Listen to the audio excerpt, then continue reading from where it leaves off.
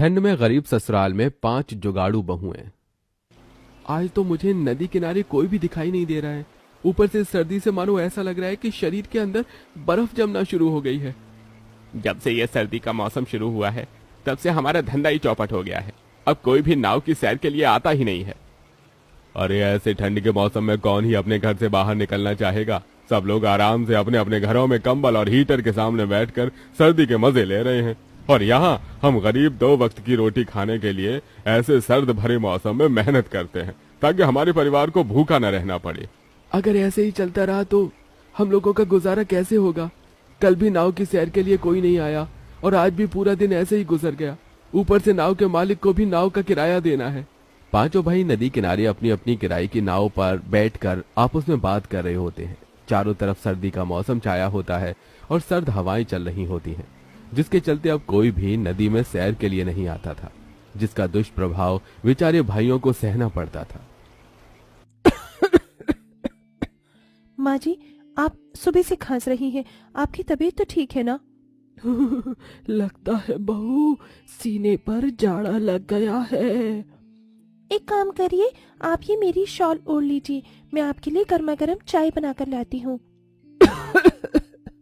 अगर मैं तेरी शॉल ओढ़ लूंगी तो तू क्या ओढ़ेगी?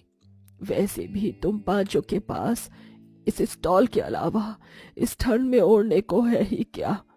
ऐसे मौसम में मन करता है कि हीटर के सामने कंबल ओढ़ कर बैठ जाओ, लेकिन यहाँ हम गरीबों की किस्मत में तो 2 वक्त का खाना भी ढंग से नसीब नहीं है, तो ये हीटर और कंबल कहाँ से होगा? माँ जी, आप ज्यादा फिक्र मत करिए, देखना एक दिन सब कुछ ठीक हो जाएगा। 5 बहुएं मिलकर खाना बनाती हैं और सारा परिवार खाना खाकर फटी हुई चादर ओढ़कर ठंड से कपकपाते हुए सो जाता है।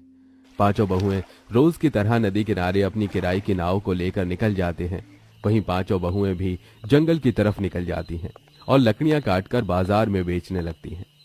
लकड़ी ले लो, लकड़ी 5 रुपए किलो लकड़ी ले लो, ले लीजिए। देखिए कितनी अच्छी लकड़ी है, ये लकड़ियाँ तो काफी देर तक जलेंगी। आज के टाइम में सबके पास इलेक्ट्रिसिटी वाला हीटर है, तो ये खरीद कर लोग क्या करेंगे? इतना कहकर वो कस्टमर वहां से चली जाती है। एक तो ऐसे ही हमारे पतियों का काम नहीं चल रहा है, ऊपर से अब तो लोगों ने लकड़ियाँ खरीदना भी बंद कर दिया है। अगर ऐसे ही चलता रहा तो हम लोग तो भूखे प्यासे ही इस ठंड के मौसम में मर जाएंगे।